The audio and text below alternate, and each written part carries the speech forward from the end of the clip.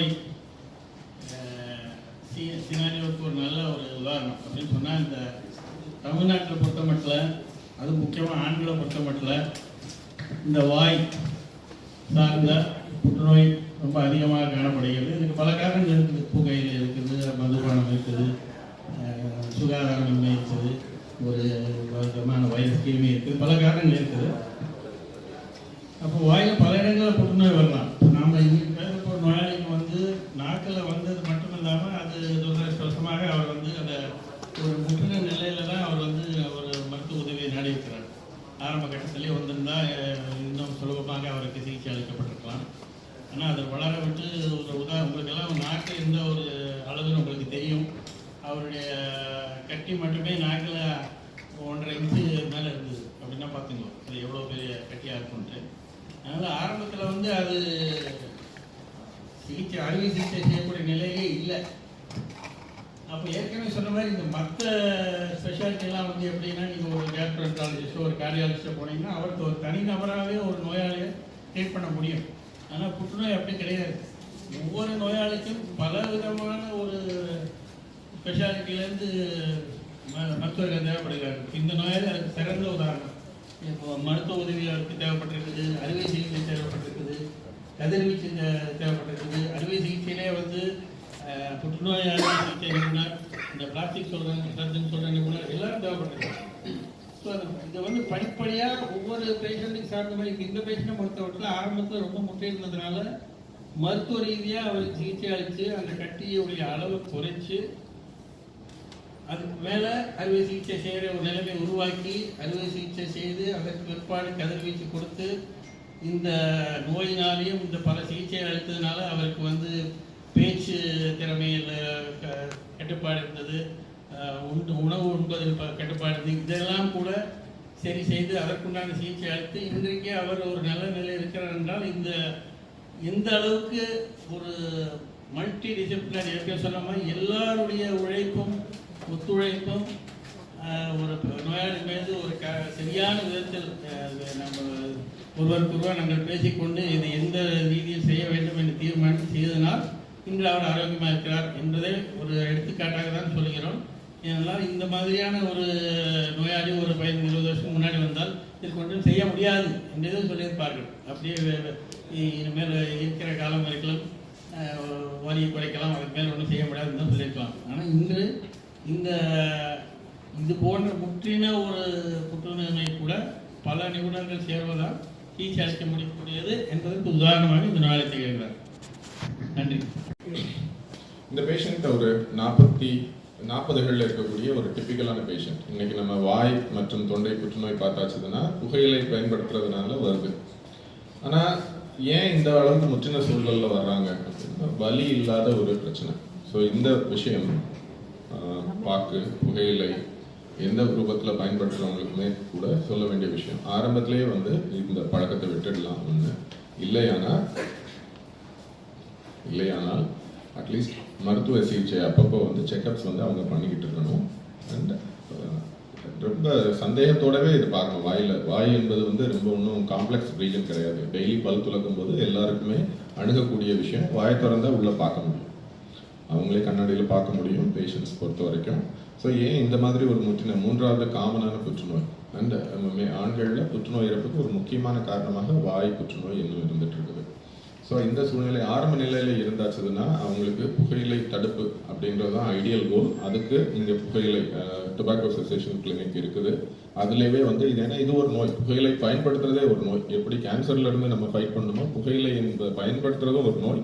அதையும் நம்ம வந்து இங்கே அதுக்கான வசதி அதுக்கான பிரத்யோக ஒரு கிளினிக் நாங்கள் வச்சிருக்கிறோம். ஸோ அதுவும் ஒரு மருத்துவ உதவி மேற்பார்வையில் நம்ம அதை வந்து அவங்களுக்கு உதவி செய்யலாம். அடுத்தது ஆரம்ப நிலையில் வந்தாச்சுன்னா தழும்பு இல்லாமல், ஏன்னா ஒரு ஸ்டிக்மா ஒரு புற்றுநோய் அப்படின்னு சொன்னாலே அதுலேருந்து மீண்டு வெளியே வந்தாலுமே கூட ஒரு சமூகம் அவங்களை எப்படி வந்து பார்க்கும் அப்படின்றது, எப்படி அவங்க பேக் டு ஒரு பயனுள்ள மெம்பராக அவங்க ஃபேமிலிக்கும் சரி யாருக்கும் ஒரு பாரமாக இல்லாமல் மீனிங்ஃபுல்லாக அவங்க கான்ட்ரிபியூட் பண்ணுற லெவலுக்கு வரணும்.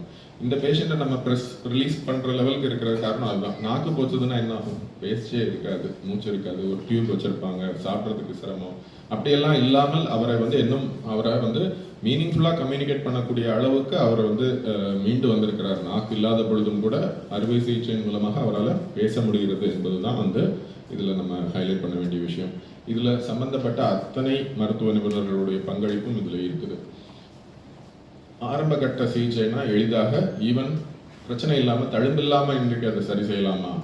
நவீன ரொபாட்டிக் இல்லை நுண்துளை அறுவை சிகிச்சை மூலமாக கழுத்தை கூட தழும்பில்லாமல் செய்யலாமா அப்படின்னு இன்றைக்கு யோசிக்கக்கூடிய ஒரு காலகட்டத்தில் இருக்கிறோம். நாம ஆரம்ப கட்டத்தில் வந்தால் தழும்பில்லாமல் அறுவை சிகிச்சை செய்யக்கூடிய வசதிகளும் இங்கே தனியாக பிரத்யேகமாக இருக்குது. மிக முற்றிய சூழலில் வந்தாச்சுன்னா மருத்துவ நிபுணர்களோட புற்றுநோயியல், கதிரியக்க சிகிச்சை, அப்புறம் நியூக்ளியர் மெடிசன் எல்லா ஃபெசிலிட்டிஸும் ஒருங்கே இருக்கக்கூடிய ஒரு மருத்துவ நிலையமாக நம்மளுடையது இருக்குது. ஸோ அண்ட் எல்லா டாக்டர்ஸும் ஒன்றோடு ஒன்று இணைந்து ஒரே யூனிட்டாக செயல்படக்கூடிய ஒரு தன்மை வந்து ஒரு தனித்துவம். பேருக்கு நம்ம சொல்லலாம் எல்லா ஃபெசிலிட்டிஸும் இருக்குது அப்படின்றது, ஆனால் அதை தாண்டி அது உண்மையிலே எல்லாமே இருக்குது, ஒரு யுனைட்டடாக இருக்குது அப்படின்றது எம்ஜிஎம்னுடைய ஒரு தனித்தன்மை. இந்த பேஷண்ட் ஒரு டிப்பிக்கல் எக்ஸாம்பிள். இந்த பேஷண்ட்டுக்கு தான் நான் ஃபஸ்ட்டு தேங்க்ஸ் சொல்லணும். ஏன் அப்படின்னா இந்த பேஷண்ட் வரும்போதே சார் சொன்ன மாதிரி ரொம்ப முற்றி நிலையில் இருக்கார். நிறையா ஹாஸ்பிட்டல் போயிட்டார் அவர். பெங்களூர் நிறைய இடத்துக்கு போயிருக்காரு, சென்னையிலையும் ஒரு 2-3 இடத்துக்கு போயிட்டு முடியாது, நீங்கள் ஜஸ்ட்டு ஒரு கீமோ மட்டும் எடுத்துக்கோங்க அப்படின்னு சொல்லி தான் சாருக்கு அனுப்பிச்சிருக்காங்க பேஷண்ட்டை. ஸோ சார் பார்த்துட்டு அப்புறமா எனக்கு அனுப்பிச்சாரு. ஸோ அது பேஷண்ட் வந்து நம்ம ஒரு டாக்டர் பேஷண்ட் ரிலேஷன்ஷிப் ட்ரஸ்ட்டுன்னு ஒன்று வேணும். நம்ம ஒரு பேஷண்ட்டுக்கு சொல்கிறோம் அப்படின்னா அந்த பேஷண்ட் அதை முழுமையை ஏற்றுக்கிட்டார். நீங்கள் ஃபஸ்ட்டு கீமோ பண்ணணும், அடுத்தது ஆப்ரேஷன் பண்ணணும், அதுக்கப்புறம் ரேடியேஷன் பண்ணணும், பிளாஸ்டிக் சர்ஜரி நடக்கும், இப்படிலாம் நம்ம சொன்னோம்னா பேஷண்ட் இவ்வளோ பண்ணணுமா, இதெல்லாம் நம்மளால முடியுமா, அது பண்ணணுமா அப்படின்னு ஒரு சந்தேகம் வரும். ஆனால் அந்த பேஷண்ட் வந்து he trusted on us. First அந்த நம்பிக்கை நம்மளுக்கு, சார் நீங்கள் பண்ணுங்கள் சார், பிரச்சனை இல்லை சார், நான் அது ஒத்துழைக்கிறேன். இதுதான் ஒரு கேன்சர் பேஷண்ட் பண்ண வேண்டிய ஒரு செயல். ஒரு டாக்டர் கிட்ட நீங்கள் ஒரு கேன்சர் பேஷண்ட் போகிறாருன்னா டாக்டர் என்ன சொல்கிறாரோ அதை நம்ம முழுமையாக ஏற்றுக்கிட்டு நம்ம பண்ணால் நல்லது. ஆக்சுவலாக ஒரு சொன்ன மாதிரி 30-40 இயர்ஸில் தான் உங்கள் லைஃபே சம்டைம்ஸ் ஸ்டார்ட் ஆகும்.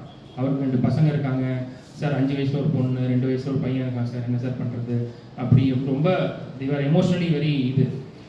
அந்த டியூமரும் பார்த்தீங்கன்னா ஸ்கேனில் வந்து ஃபஸ்ட்டு பார்த்த உடனே உங்களுக்கு வந்து அது என்ன பண்ணுறதே தெரியல, இவ்வளோ பெருசாக இருக்குது, எப்படி எடுக்க முடியும் அப்படின்னு தான் தோணும். எந்த டாக்டர் பார்த்தாலுமே வந்து ரொம்ப ரேர்லி கன்சல்ட், பிகாஸ் அந்த ஹயாய் போன் வரைக்கும் அது ரீச் ஆயிடுச்சு, தொண்டைக்குழி வரைக்கும், நாக்கு கேன்சர் கீழே வரைக்கும் போயிடுச்சு அப்படின்னாலே ரொம்ப அட்வான்ஸ் ஸ்டேஜ் அப்படின்னு சொல்லுவோம்.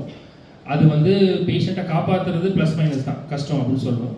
பட் பேஷண்ட்டோட ஒத்துழைப்பு இருந்தது, ஃபேமிலியோட ஒத்துழைப்பு ரொம்ப இருந்தது. அவங்க வந்து நம்ம டாக்டர் சொல்கிறத கேட்டாங்க. நீங்கள் கீமோ முடிச்சுட்டு வாங்க நம்ம பார்க்கலான்னு சொல்லும்போது சரி சார் நான் கீமோ எடுத்துக்கிறேன் அப்படின்னு சொல்லிட்டு அவங்க அதை கரெக்டாக ஃபாலோ பண்ணாங்க.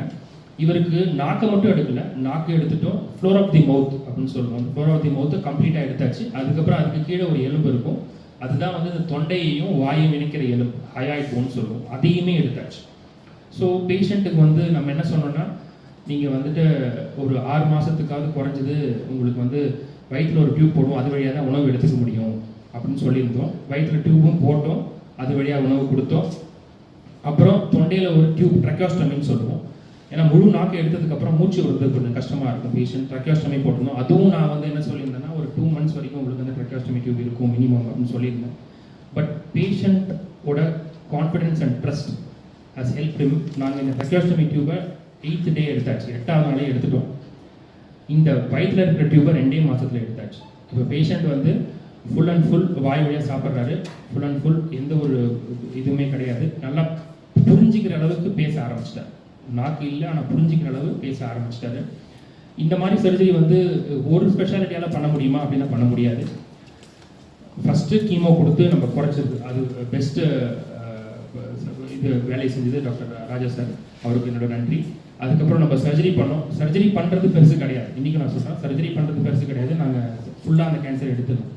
அதுக்கப்புறம் இருக்க பிளாஸ்டிக் சர்ஜரி ஒர்க். பிளாஸ்டிக் சர்ஜரினா ஃப்ரீ ஃப்ளாப்ஸ்னு சொல்லுவோம். உங்கள் உடம்புலேருந்து ஒரு பார்ட்டை எடுத்து நியோ டங், புது டங் மாதிரி அந்த இடத்துல வச்சு அதை ப்ராப்பராக அந்த ஷேப் கொண்டு வந்து அதை தைச்சி அதுக்கப்புறம் அதுக்கு ஒரு வடிவம் கொடுக்கணும். ஒரு பார்ட்டை ஃபுல்லாக எடுத்துகிட்டு அதை ரீகன்ஸ்ட்ரக்ட் பண்ணுறது ரொம்ப கஷ்டம், எடுக்கிறது ரொம்ப ஈஸி. ரீகன்ஸ்ட்ரக்ட் பண்ணது doctor Sivakumar plastic surgeon is the best work பண்ணியிருக்காரு இந்த பேஷண்ட்டில். பண்ணதுக்கப்புறம் விட்டுட்டோமா இல்லை, அதுக்கப்புறம் ரேடியேஷன் தெரப்பியும் கொடுத்தோம். இப்போ பேஷண்ட் நார்மலாக அவரோட வேலைக்கு போக ஆரம்பிச்சிட்டாரு, நடக்கிறாரு, சாப்பிட்றாரு, யாரோட உதவியும் கிடையாது. ஸோ இந்த ஒரு இது காரணம் என்ன அப்படின்னா, அவர் வந்து என்ன சொன்னார் என்கிட்ட, சார் நான் வந்து 20 இயர்ஸ்லேருந்து I am smoking and chewing tobacco அப்படின்னு சொன்னார். அதாவது காலேஜ் டேஸ்லேருந்து அப்படின்னு என்கிட்ட சொன்னார். யூஸ்வலாக காலேஜ் நம்ம போகிறது வந்து 17 to 21 போவோம்.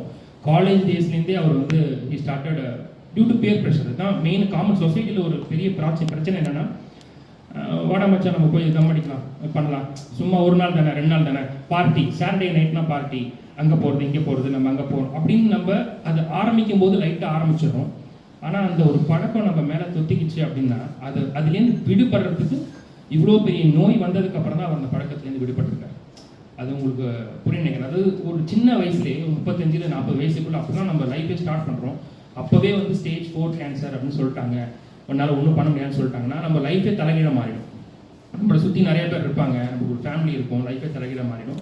அதனால இந்த இந்த இந்த ஸ்மோக் பண்ணுறது, இந்த இந்த ஸ்கூல் லிப்பன் போடுறது, அதுக்கப்புறம் இந்த இதை வச்சுட்டு தூங்குறது, அது மட்டும் இல்லாமல் நிறைய பேர் என்ன பண்ணுறாங்க, டொபாக்கோ சூ பண்ணுறதோட சேர்த்து ஆல்கஹாலும் குடிக்கிறாங்க. ரெண்டுத்தையும் ஒரே டைமில் பண்ணுறாங்க. அது ரொம்ப டெட்ரிமெண்டல் எஃபெக்ட் கிரியேட் பண்ணும். அது வந்து நாக்கு புற்றுநோய் மட்டும் இல்லை, entire upper aerodigestive tract அப்படின்னு சொல்லுவோம். நாக்கு, உணவு குழாய், வயிறு, எல்லா இடத்துலையும் கேன்சர் வர்றதுக்கான வாய்ப்புகள் ரொம்ப ரொம்ப அதிகமாகிடும் அதில். ஸோ அது வந்து நம்ம வந்து ஒரு அவேர்னஸ் எவ்வளோ க்ரியேட் பண்ணாலும் அந்த awareness should start from schools அப்படின்னு சொல்லுவோம். நம்ம நிறையா ஸ்கூலுக்குலாம் நம்ம போகிறோம், போயிட்டு அவங்களுக்கு இந்த ஸ்டூடெண்ட்ஸ் 8th படிக்கிற ஸ்டூடெண்ட் 10th படிக்கிற ஸ்டூடெண்ட்ஸ்க்குலாம் அவேர்னஸ் கிரியேட். ஏன்னா இப்போ 35 வயசில் போய் ஒருத்தரை புது பழக்கத்தை நீங்கள் அடிமையாக்க முடியாது. ஆனால் படிக்கிற பையன் 13 வயசுலேருந்து 16 12 டீனேஜ் சொல்லுவோம் இல்லையா, அவன் அதில் வந்து is very susceptible for a new addiction or new thing. So அந்த ஏஜில் நம்ம அதை வந்து சென்சிட்டைஸ் பண்ணி அவங்களுக்கு அதை புரிய வச்சு இந்த மாதிரி சில எக்ஸாம்பிள்ஸை காமிச்சு நம்ம வந்து புரிய வச்சா தான் அவங்களும் புரிஞ்சுப்பாங்க. நீங்கள் என்னதான் வந்து சிகரெட்டோட விலையை ஏற்றினாலும் சரி, ஆல்கஹாலோட விலையை ஏற்றினாலும் சரி, ஒரு செல்ஃப் அவேர்னஸ், ஒரு செல்ஃப் டிசிப்ளின் ஒரு மனுஷனுக்கு இல்லைன்னா அவனால் வந்து இந்த பழக்கத்துலேருந்து வெளியில் வர முடியாது.